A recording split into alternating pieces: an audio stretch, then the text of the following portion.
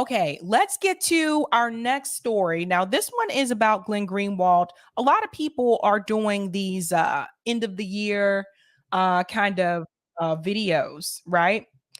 And so Glenn Greenwald decided to focus on the media in reference to his end of the year video, or a look back on 2022, right?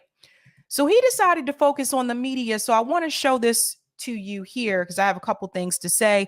The name of this video is called Year in Retrospective: The Prevailing Authoritarianism of Liberal and Media Elites. You guys have to hear this. I listened to this the other day and I was like, okay, say it again. So let's go ahead and dive in here.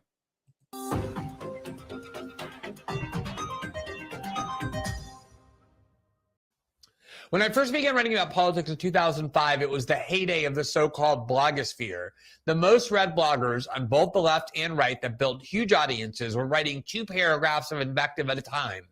And the conventional wisdom quickly emerged that to succeed in new digital age media, you had to write extremely short posts designed to feed an angry and polarized audience, prepackaged polemics that flattered their preconception, never challenged them, and always keep them hooked with anger and other intense emotions. But having just spent the prior decade as a constitutional lawyer, I probably lacked the ability and definitely lacked the desire to comply with those rules, and so ended up doing exactly the opposite. Focused on the war on terror, I began writing daily, 4,000-word, often highly legalistic articles. And my audience quickly began growing and never stopped growing. And that proved to me that there is always an audience out there that craves substantive and well-reasoned analyses, even if it takes a lot more time, attention, and energy to consume. And ever since, I decided I would rather have an audience composed of people with healthy attention spans than those who need constantly kinetic and frantic entertainment. And that's how we plan the format of this program. So with that in mind, we wanted to use what I explained at the top of the show as our last program for the year. We'll be back producing nightly shows right after the new year on Monday, January 2nd, to not only examine what we regard as the most important stories we cover during 2022, but also to identify the common themes among them, the core. Just wanted to pause here for just a second because I do just want to explain this in case some of you might be a little bit confused. Go ahead and hit that like button also, guys. Glenn Greenwald has a show on Rumble, and I know like we're on Rumble too, but Glenn Greenwald has a primary show on Rumble, and I think it's Monday through Friday. I want to say Monday through Friday evenings. It's really good. Kim Iverson is going to be doing this as well. She's been offered like her own like show on Rumble. So there's a difference between like those of us that we have like our content on Rumble and we upload like maybe our YouTube stuff on Rumble, but they have just their own Rumble show. And I think what Glenn does is he'll take like little clips from that and put it on his YouTube channel. But if you want to see the full segment, you need to see that on Rumble. So I just wanted to make that clear in case you guys are like, where's the rest of like the videos? So I just want to make that clear. I'll go back just a little bit. Sorry. Second, to not only examine what we regard as the most important stories we cover during 2022, but also to identify the common themes among them, the core dynamics driving them, all to better understand what happened over the last year and to better anticipate what is likely to come in 2023. To make this more coherent and structured, we've divided the stories we covered into different topics, and we'll look at each one at a time. In many cases, there are common threads running through all of them, and our hope is that by the end of the show, those will be clearer than ever. So before I begin to delve into the specific topics, I want to begin with a video clip that many of you likely have already seen. It really went viral and made the rounds because it is so incredibly revealing. It's from an interview that Sam Harris gave in August of 2022, where he was asked by the host of the program what he thought about the media's lies right before the election about the Hunter Biden archive, namely that the documents there were Russian disinformation, that big tech ended up taking that lie manufactured by the CIA and censoring it, And Sam Harris proceeded to explain why he regarded all of that, as justified, namely because the most important goal that was paramount to all others was stopping Trump, and therefore anything done in the name of that goal became justified, including lying. Listen to what Sam Harris said, because I believe it really reflects the prevailing mentality of elite political and media circles. I mean, Hunter Biden, at that point, Hunter Biden literally could have had the corpses of children in his basement. I would not have cared, right? It's like, there's nothing. First of all, it's Hunter Biden, right? It's not Joe Biden. But even if whatever scope of Joe Biden's corruption is, like if we could just go down that rabbit hole endlessly and understand that he's getting kickbacks from Hunter Biden's deals in Ukraine or wherever else, right? Or China, it is infinitesimal compared to the corruption we know Trump is involved in. It's like a firefly to the sun, right? I mean, like there's just, it doesn't even stack up against Trump University, right? Trump University as a story is worse than anything that could be in Hunter Biden's laptop, in my view, right?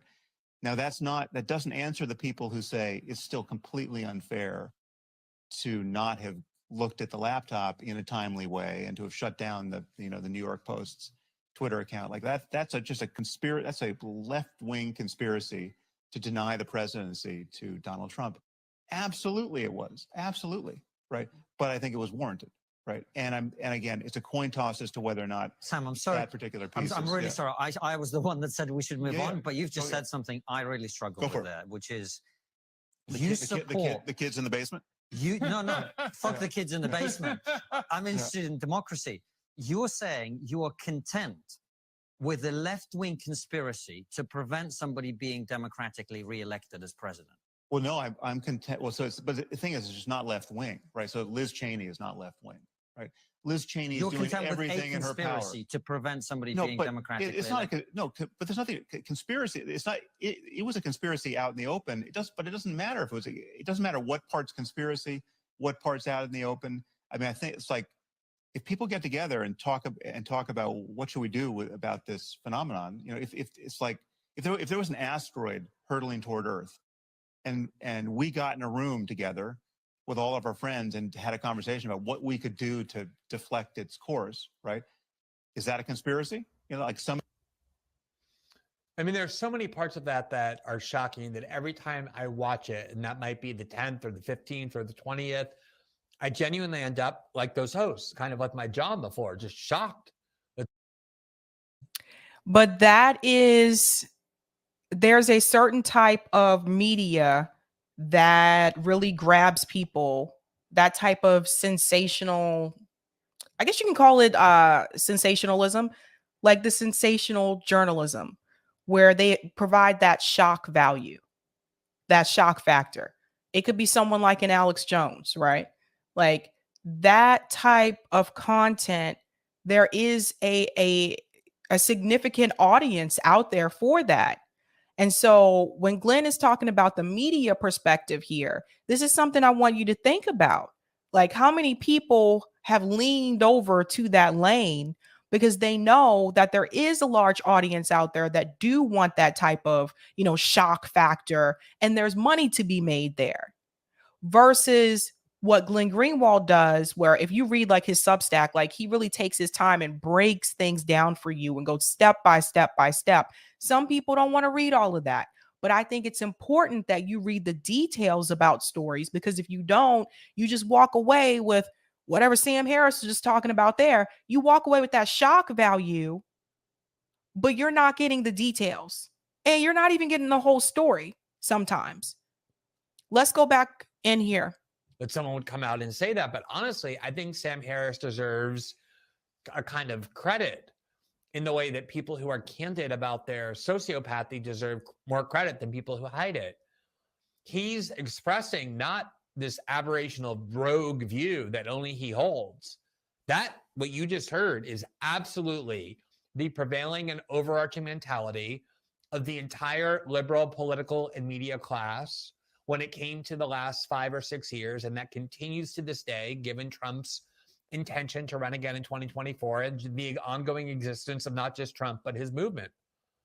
It's, to begin with, the premise, which he states right there, is that Trump is such a singular evil, almost unlike anything we've ever encountered before, that anything that needs to be done to stop him, having the media conspire with the CIA and big tech to lie and deceive and manipulate the public and suppress critical information through censorship, is justified because we need to defend democracy from Trump.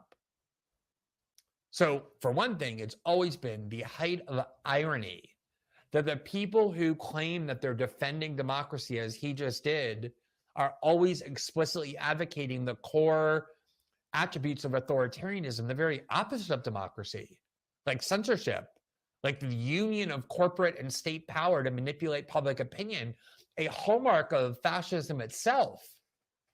But note the hubris that lies at the heart of all that. It may be true, maybe you agree, that the corruption that the Hunter Biden laptop exposed about Joe Biden, the attempt to trade on his family's name to pursue business deals to profit his son in Ukraine and to profit himself in China, pale in comparison to the corruption that he says Donald Trump is guilty of. Maybe that's something you agree with.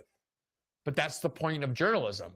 Journalism is to unearth all of the relevant information, particularly about the two people seeking the most powerful political office in the country, the presidency, and to divulge it all to the public so the public can make the decision and weigh those factors to decide for themselves what they think is the most important. But people like Sam Harris believe that their knowledge and their sense of values and their judgment are so superior to the masses that the masses cannot be trusted to make those decisions on their own. That piece right there. The masses cannot be trusted to make their decision on their own. Why is this important? First, you need to ask yourself, why do we have a CNN, MSNBC on one side and a Fox News on another side? Why do we have this category where Fox News is conservative and CNN is liberal and MSNBC is also liberal, right?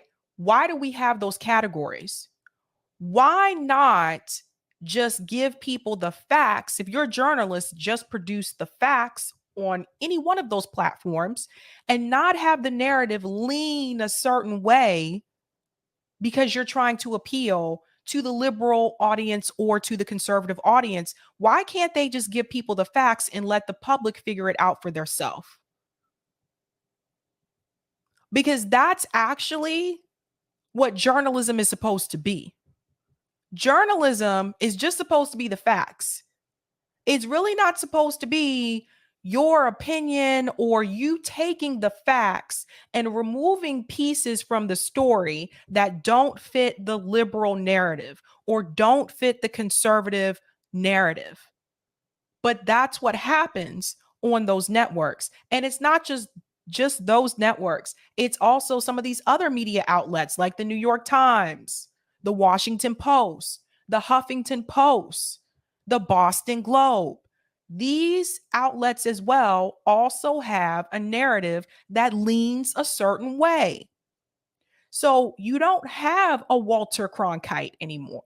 You don't have someone like that so much in journalism today. You can't even trust local media. Even I used to, trust local media a little bit more, but even with them, you can't really trust them, especially when it comes to elections, because I sat here on the couch and I watched local Boston news lie about Bernie Sanders when Bernie Sanders had his rally here. It's all connected. There's a certain narrative that each one is trying to get across to the people instead of allowing the people to think for themselves. You know why? Because they don't want you to think for yourself. They want you to be controlled. They want you to be manipulated. The press today is not the same press that it was during the Walter Cronkite days. That does not, for the most part, does not exist unless you go independent. That may be your way if you can go independent. But even then, even in independent media, there's still, If I show you a story where a conservative did something that is right in the right, I am smeared as right wing. If I show you a story where a Democrat did something in the right, I'm smeared as a liberal. I'm neither one. So even when it comes to the left and the right and Democrat and Republican divide that we have in this country, that comes from the media too. It doesn't just come from Washington, D.C. It doesn't just come from those political parties. It also comes from the media. In fact, the media is worse because they are streamed in homes all across the world. Now their ratings are tanking. We've talked about that before. Let's be clear. We've talked about that before. But 5 million people watch Tucker Carlson's show on Fox News. More people still watch CNN than they do independent media, even though their ratings are tanking. They're leading the narrative. Let's go back in.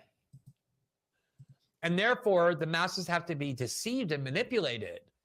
Evidence has to be hidden from them because they can't decide for themselves what's best. They need people like Sam Harris, who are highly educated, who went to the right schools, who come from the right families, who think clearly in good progressive ways to do it for them. That is absolutely why the media participated in these lies and why to this very day they justify them. They don't regret it at all for the reasons Sam Harris said. They may not be as honest as he was in that clip because they know saying that undermines what they're supposed to be doing. So they won't admit it that candidly, but that is absolutely the only explanation for everything they do and say. And at the end of the day, they kind of do admit it. When you press them, when you put them in the corner, when you force them to explain why the censorship that has been escalating over the last year, why the lies that they fed the public on purpose, knowing that it was a lie, as we've seen from the Twitter files, that the lie that the Hunter Biden laptop was Russian disinformation, which was clear from the beginning was a lie, and that they still ratified it. When you force them to finally acknowledge the real reason, this is what they will say. The Hunter Biden story probably is the best, most recent example because the press and the government did not trust the American people enough for us to read that story, hear that story, and make our own interpretations of it. So what did they do? What did the Twitter files tell us? The FBI comes in and tells Twitter, suppress the story. The FBI contacts Mark Zuckerberg and tells him to do the same thing for Facebook, suppress the story. Because they don't want the American people to see it. Oh no, don't let them see something bad related to Joe Biden and this could mess up a lot of things. Let's not go down that road. They suppress it. And if they can't suppress the information and the information does get out to the masses, then they will smear you. People have to be given the opportunity to make their own decisions with the information that is put in front of them. But with the media today, we are not given that opportunity. That the movement that is represented by Donald Trump and the tens of millions of people who voted for him are so dangerous and evil, unprecedentedly so, that any measure that we undertake in the name of stopping him, authoritarianism, fascism, journalistic deceit, hiding information, manipulating the public, and using the internet to censor are all justifiable. This, to me, is the overarching philosophy that explains everything we're about to look at. And I unironically thank Sam Harris for being one of the few people to have the courage to admit the rotted, malicious mentality that drives them. So with that really crucial context in mind, let's look at some of the most important stories of 2022. Okay, yeah, so that's what I was telling you guys. If you want to see the rest, you have to go on to Rumble to see the full segment there. So, yeah, his show does really well on Rumble, really well. You guys should check that out. I think Kim's show is starting in January. I think it's starting January. I don't think it started already. I'll have to double check. But the point there is the fact that the media is probably your worst enemy. Because they're always trying to find ways to manipulate the public. So this is something I still tell my friends today, like, take it with a grain of salt. Take it with a grain of salt.